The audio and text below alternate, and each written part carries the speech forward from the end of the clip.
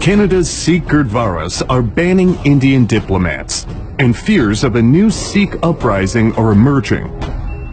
A visit of Indian Consul General to Ontario Khalsa Darbar kicked off a huge uproar among Sikhs.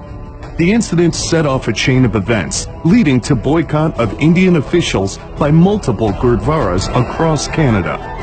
The Ontario Gurdwara Committee is ensuring the ban on Indian officials in their official capacities. The ban has now spread to other countries, such as UK, US, and Australia.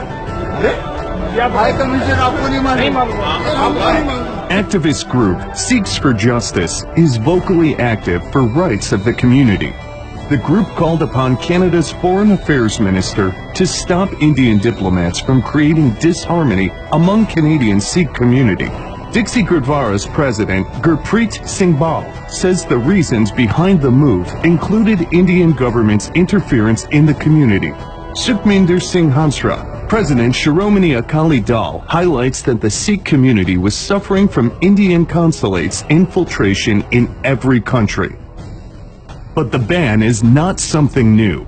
Almost every Gurdwara already had an unwritten ban on the Consulate General and Indian officials imposed for past 30 years. Avtar Singh Panu, member of the American Gurdwara Prabandhak Committee, plans to spread the campaign across European nations after United States.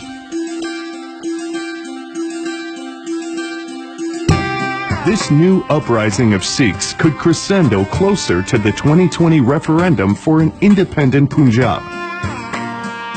Distancing of Sikhs from the state of India is the second and final coming of Khalistan.